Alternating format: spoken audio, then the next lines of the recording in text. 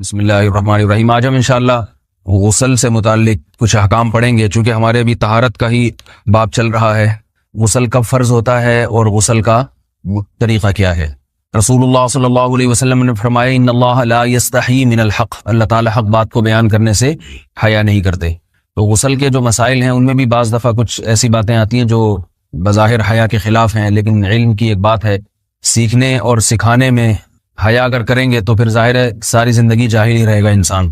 اور غسل کے مسائل سیکھنا اس لیے ضروری ہے کہ غسل جب فرض ہوتا ہے تو جب تک مکمل غسل نہ ہو آپ کی نماز ادا نہیں ہوتی۔ رسول اللہ صلی اللہ علیہ وسلم نے فرمایا الماء من الماء، حدیث ہے کہ غسل فرض ہوتا ہے خواہش نفس کے ساتھ جسم سے منی خارج ہونے سے۔ مرد پہ غسل کب فرض ہوگا؟ جب اس کے جسم سے شہوت کے ساتھ منی خارج ہو۔ منی بالکل سفید رنگ کی چیز ہے، ایک ہوتی ہے مزی۔ شہوت پیدا ہونے سے اگر کسی کے مرد یا عورت کے صرف رطوبت خارج ہونا شروع ہو گئی اس سے غسل فرض نہیں ہوتا۔ جب تک مکمل شہوت پوری نہیں ہو جاتی اور مادہ منویہ خارج نہیں ہو جاتا، چاہے احتلام کی صورت میں ہو یا کسی بھی طرح سے ہو۔ مردوں کے ساتھ چونکہ یہ بہت زیادہ ہوتا ہے، نائٹ فال کی صورت میں مردوں پر غسل کی یہ صورت بہت زیادہ فرض ہوتی ہے۔ جیسے ہی بلوغت ہوتی ہے تو احتلام شروع ہو جاتا ہے، ہفتے میں 1 دفعہ 2 دفعہ 3 دفعہ، بعض نوجوانوں کو روزانہ بھی 2 دفعہ ہوتا ہے، جبکہ خواتین میں یہ والے غسل کی صورت بہت ہی کم ہوتی ہے کہ ان کو نائٹ فال ہو یا اس طرح سے غسل فرض ہو۔ ہزاروں میں کسی ایک عورت کے ساتھ ایسا ہوتا ہے۔ ایک صورت تو یہ ہے غسل فرض ہونے کی۔ دوسری صورت کیا ہے کہ جب انسان اپنی زوجہ کے ساتھ ملاپ کرے اور انٹرکورس ہو جائے، چاہے اس صورت میں ڈسچارج دونوں میں سے کوئی ہو یا نہ ہو، لیکن دونوں پہ غسل فرض ہو جائے گا، مرد پہ بھی اور عورت پہ بھی۔ یہ تو مردوں کے غسل کے فرض ہونے کا ہے۔ مردوں کے غسل میں ایک چیز یہ بھی ہے کہ اگر آپ نے رات کو نیند کی اور صبح آپ اٹھے اور آپ نے کپڑوں پہ نشان دیکھا، اب آپ کو یہ پتہ نہیں چل رہا کہ یہ منی کا نشان ہے یا مزی کا ہے، تو بھی آپ پر غسل کرنا فرض ہے۔ یہی سمجھا جائے گا کہ یہ آپ خواب میں ڈسچارج ہوئے ہیں۔ عورت پر جو غسل فرض ہوتا ہے ایک اور صورت میں ہوتا ہے کہ جب خواتین کو ایام آنا بند ہو جاتے ہیں، حیض یا نفاس سے جب پاک ہو جائیں تو بھی ان پہ غسل فرض ہے۔ یہ تو غسل کی فرضیت سے متعلق احکام تھے۔ کچھ چیزیں ایسی ہیں جن میں غسل سنت ہے، فرض نہیں ہے۔ جمعہ کے دن غسل کرنا رسول اللہ صلی اللہ علیہ وسلم نے بہت زیادہ تاکید کی ہے۔ سنت کی 2 قسمیں ہیں، سنت مؤکدہ اور سنت غیر مؤکدہ۔ مؤکدہ وہ ہوتی ہیں کہ جن کو چھوڑنے کا اگر کوئی معمول بنا لے تو گناہ کا خطرہ ہے اور ایسا شخص قابل ملامت ہے، اسے شریعت ملامت کرتی ہے، برا بھلا کہتی ہے۔ تو غسل سنت مؤکدہ ہے، ہفتے میں 1 مرتبہ، چاہے جمعے کے دن ہو یا کسی بھی دن ہو۔ جو مسلمان ہفتے میں 1 دفعہ بھی نہیں نہاتا، وہ کتنا ہی نیٹ کلین ہو، مگر شریعت کی نظر میں وہ قابل ملامت ہے، اسے تانے دینے چاہیے کہ شرم نہیں آتی ہو مسلمان مگر رہتے ہو بھنگیوں اور چماروں کی طرح۔ ملامت تو اسی کو کہتے ہیں نا۔ اس کی دلیل رسول اللہ صلی اللہ علیہ وسلم نے فرمایا، صحیح حدیث ہے، حق علی کل مسلم ان یغتسل کل اسبوع مرۃ، کہ ہر مسلمان پر لازم ہے کہ وہ ہفتے میں کم از کم 1 مرتبہ غسل کرے۔ ہر مسلمان پر لازم ہے، چاہے اس پہ غسل فرض نہ بھی ہو۔ اور کس دن بہتر ہے؟ جمعہ کے دن۔ نبی صلی اللہ علیہ وسلم نے حکم دیا ہے کہ جمعے کے دن غسل کیا جائے۔ امام احمد ابن حنبل کا مذہب یہ ہے کہ جمعے کے دن غسل کرنا واجب ہے، صرف سنت نہیں ہے بلکہ واجب ہے، لیکن جمہور کا مذہب یہ ہے کہ سنت عمل ہے۔ غیر مسلم جب اسلام قبول کرتا ہے تو اس وقت بھی اس کے لیے غسل کرنا سنت ہے۔ جب ہم مردے کو نہلاتے ہیں تو جو مردے کو نہلائے اس کے لیے بھی خود غسل کرنا افضل ہے، سنت عمل ہے۔ عید کے دن غسل کرنا سنت عمل ہے۔ تو یہ وہ تمام مواقع ہیں جن میں غسل کرنا رسول اللہ صلی اللہ علیہ وسلم کی سنت ہے۔ غسل کا طریقہ کیا ہے؟ غسل میں 3 چیزیں فرض ہیں، منہ بھر کے قلی کرنا، ناک میں پانی ڈالنا کہ ناک کی جو نرم جگہ ہے یہ اچھی طرح تر ہو جائے، اور پورے جسم پہ 1 مرتبہ پانی بہا دینا کہ جسم میں بال کے برابر جگہ بھی خشک نہ رہے۔ یہ تو ہے فرض، یعنی یہ کام کسی نے کسی بھی طرح سے کر لیا تو غسل ادا ہو جائے گا، چاہے اس کی نیت غسل کی تھی یا نہیں تھی۔ کوئی آدمی چلتا ہوا جا رہا ہے، پھسل کے تالاب میں گر گیا، پورے غوطے کھا کے باہر نکلا، قلی کر لے اور ناک میں پانی ڈال لے تو غسل اس کا ادا ہو جائے گا۔ البتہ چونکہ نیت نہیں تھی لہذا غسل کا ثواب نہیں ملے گا، ثواب نیت کے بغیر نہیں ملتا انسان۔ دلائل اس کے الگ موضوع ہے کہ اس کی دلیل کیا ہے کہ بغیر نیت کے بھی غسل ہو جاتا ہے، لیکن میں نے بتایا دلائل کا سیشن نہیں ہے، اس میں پھر بات لمبی ہو جائے گی۔ تو یہ تو ہے فرض، پورے جسم پہ پانی بہانا، کلی اور ناک میں پانی۔ سنت طریقہ کیا ہے؟ رسول اللہ صلی اللہ علیہ وسلم غسل کیسے کرتے تھے؟ سنت طریقہ جس پہ جو اختیار کرنا چاہیے وہ طریقہ یہ ہے کہ جب آپ غسل کے لیے بیٹھیں تو سب سے پہلے وہ جگہ دھوئیں جہاں نجاست اور ناپاکی لگی ہوئی ہے. نائٹ فال ہوا, کسی کو احتلام ہوا, تو جہاں جہاں گندگی لگی ہے پہلے اس جگہ کو دھوئیں. استنجا کریں, شرمگاہ کو دھوئیں اچھی طرح. سمجھ رہے ہیں بات کو؟ اس کے بعد ہاتھ دھوئیں اور مکمل وضو کریں جیسے ہم عام حالات میں وضو کرتے ہیں. مکمل وضو کرنے کے بعد دائیں کندھے پہ پانی ڈالا, لیفٹ سائڈ پہ پانی ڈالا.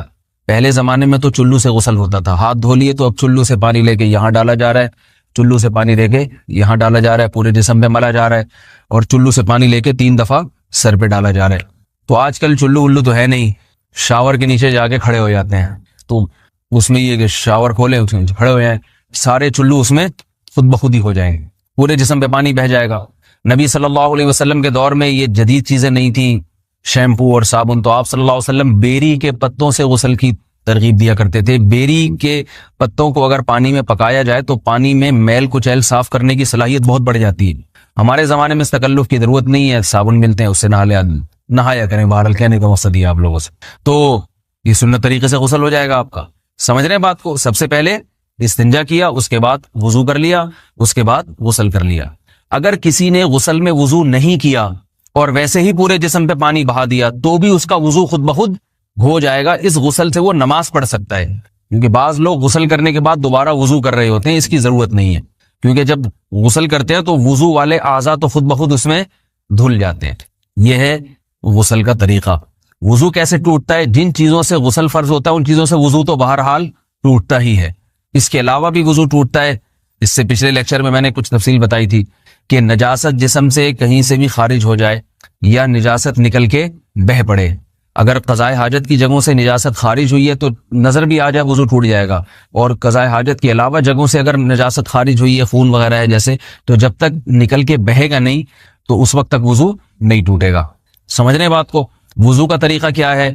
سب سے پہلے دونوں ہاتھوں کو دھویا جائے, 3 دفعہ کلی کی جائے, مسواک کی جائے, 3 دفعہ ناک میں پانی ڈالا جائے, پھر پورے چہرے کو پیشانی, یہ جو ہے جہاں سے پیشانی ہماری شروع ہو رہی ہے اور تھوڑی کے نیچے تھوڑی جہاں ختم ہو رہی ہے, اور ایک کان کی لو سے دوسرے کان کی لو تک 4 اعضاء ہیں وضو میں دھونا فرض ہیں. 1 چہرہ, نمبر 2 بازو, نمبر 3 سر کا مسا, چوتھا ہی سر, اور نمبر 4 پاؤں کو دھونا. اس کی دلیل قرآن مجید کی مشہور آیت ہے فَاغْسِلُوا وُجُوهَكُمْ وَأَيْدِيَكُمْ إِلَى الْمَرَافِقِ. اللہ فرماتے ہیں ایمان والو, جب نماز کا ارادہ ہو تو اپنے چہروں کو اور اپنے ہاتھوں کو دھو, سر کا مسا کرو اور پاؤں کو ٹخنوں سمیت دھو. دھونے کا حکم ہے قرآن مجید میں. البتہ سر کے بارے میں یہ نہیں آئے پورے سر کا مسا کرو, بلکہ آ رہا ہے وَامْسَحُوا بِرُؤُوسِكُمْ. با کا لفظ ہے, با آتی ہے تبعیض کے لیے کہ سر کے بعض حصے کا مسا. اب بعض حصے کا قرآن حدیث میں کہیں تذکرہ نہیں ہے, تو اس میں فقہاء کرام کے اجتہادات ہیں. امام شافعی فرماتے ہیں تھوڑا سا بھی ٹچ کر لیا سر کو ہو جائے گا. امام ابو حنیفہ فرماتے ہیں نہیں, کم از کم 1/4 کا ہونا ضروری ہے. سب کے اپنے اپنے دلائل ہیں, ان دلائل میں نہیں جاتا. فقہ حنفی کو جو فالو کرنے والے ہیں تو ان کو چاہیے کم از کم 1/4 سر کا مسا, یہ فرض ہونے کے لیے ضروری. مگر سنت کیا ہے؟ پورے سر کا مسا. نبی صلی اللہ علیہ وسلم دونوں ہاتھوں کو بھگو کے پورے سر کا مسا کرتے تھے ایسے. سمجھ رہے بات کو؟ اور مسا کے جو یہ ٹیکنیکل طریقے ہیں کہ آپ یوں پہلے انگلی بنائیں, پھر یوں لے کر جائیں, پھر یوں گھما کے لائیں, پھر یوں, یہ ٹیکنیکل طریقے حدیث سے ثابت نہیں. مسا کا طریقہ کیا ہے؟ بھیگا ہوا ہاتھ لے کے ایسے پورے سر کو ہو گیا. پھر حدیث میں یہ بھی ہے کہ یوں لے جاؤ اور یہ بھی ہے کہ 2 واپس بھی لے کر آؤ, دونوں طرح سے ثابت. تو ایسے بھی کر سکتے ہیں کہ یوں لے جائیں, اور ایسے بھی کر سکتے ہیں لے کے جائیں اور پھر واپس بھی لے آئیں, دونوں طریقے جائز ہیں. لیکن کم از کم سنت اتنی ہے کہ پورے سر کا مسا ہونا چاہیے. بعض لوگوں کو شو مارنے کا شوق ہوتا ہے, اگر وہ واپس لائیں تو بال ان کے خراب ہو جاتے ہیں, کہتے ہیں یار یہ پھر مسئلہ خراب ہو جائے گا, تو پھر ایسے لوگ صرف یوں ہی لے جائیں کافی ہے. افضل تو یہ کہ یوں بھی لے جائیں یوں بھی لے جائیں, دونوں طرح سے صحیح ہے. بہرحال دونوں حدیث سے ثابت ہیں. سمجھ رہے بات کو؟ اور یہاں ایک اہم مسئلہ بتا دوں, قرآن مجید نے پاؤں کو دھونے کا حکم دیا ہے, پاؤں پہ مسا کرنے کا حکم نہیں دیا. اور حدیث میں خفین پر مسا کرنے کا حکم ہے. تو قرآن اور حدیث کو فقہا نے جمع کیا ہے, لہذا وہ موزے جن میں آسانی سے پاؤں دھوئے جا سکتے ہیں ان میں چاروں ائمہ کے نزدیک پاؤں پہ مسا کرنا جائز نہیں. سعودی عرب میں جو بعض سلفی حضرات اور یہاں ہمارے ہاں بھی اہل حدیث حضرات نے عام موضوع پر بھی جو مسا کی ایک روایت ڈال دی ہے, اسلاف میں, تابعین, تبع تابعین میں اور چاروں ائمہ کے مذاہب میں اس کا ثبوت نہیں ملتا. اگر اسلاف میں کوئی قائل بھی ہے تو ایک شاذ قول, اکا دکا قول ملتا ہے, ورنہ یہ ائمہ اربعہ کے مذہب کے خلاف ہے. اور جو احادیث جو نقل ہوتی ہیں صحیح سند کے ساتھ ان کے بھی خلاف اور قرآن کی آیت کے بھی خلاف ہے. اس لیے کسی نے عام ساکس پہ اگر مسا کر لیا، جو عام طور پہ آفس پہن کے جاتے ہیں لوگ، اس میں تو پاؤں، آپ اگر ساکس کو پانی کے نیچے رکھیں پورا پاؤں دھل جائے گا آرام سے. تو وہاں کیا ہو رہا ہے کہ قرآن مجید کے حکم کی مخالفت لازم آ رہی ہے، آپ پاؤں دھو نہیں رہے. تو اس لیے ہم یہ سمجھتے ہیں کہ اس صورت میں نماز ادا نہیں ہوگی. سعودی عرب میں بعض سلفی حضرات نماز پڑھاتے ہیں، وہ ایسے ہی کرتے ہیں کہ عام ساکس پہ مسا کر کے نماز پڑھا لیتے ہیں.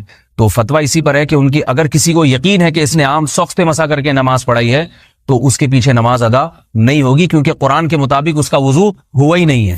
صدیوں تک کوئی بھی اس قول کا قائل نہیں رہا ہے کہ عام ساکس پہ بھی مسا ہو جاتا ہے. یہ ابن تیمیہ رحمہ اللہ تعالیٰ 7ویں صدی میں اس کے قائل تھے، اور تابعین میں اکا دکا قول ملتے ہیں اس کے، لیکن شاذ قول ہیں، مرجوح قول ہیں جن پر امت نے فتویٰ نہیں دیا. اور اب سعودی عرب میں بعض سلفی حضرات اس کے قائل ہیں. ہمارے ہاں اہل حدیث حضرات بھی چونکہ اکثر سعودی عرب کے سلفی حضرات ہی کو فالو کرتے ہیں، تو انہوں نے بھی وہیں سے یہ فتویٰ لیا ہے. لیکن ائمہ اربعہ کے مذہب میں اور دلائل کے لحاظ سے دیکھا جائے تو یہ مذہب کمزور ہے. قرآن نے پاؤں کو دھونے کا حکم دیا، آپ دھوئیں گے پاؤں جب تک دھونا ممکن ہے. چمڑے کے موزے ہیں ان کو دھونا ممکن نہیں ہے اتارے بغیر، لہذا ان موزوں کے اوپر مسا ہو جائے گا. تو اس سے قرآن پر بھی عمل ہو جائے گا اور حدیث پر بھی عمل ہو جائے گا. اس لیے ائمہ اربعہ نے جو قرآن و حدیث کو سمجھ کے جو فیصلہ کیا ہے اس پہ چلنا ہمارے لیے زیادہ مفید ہے بنسبت آج کل کے جو علماء ہیں ان کی اپنی ذاتی آراء پر. اس لیے یہ بھی ایک وضو سے متعلق اہم مسئلہ تھا. سمجھ رہے ہیں؟ باقی تو ماشاءاللہ وضو کرنا سب کو آتا ہی ہے.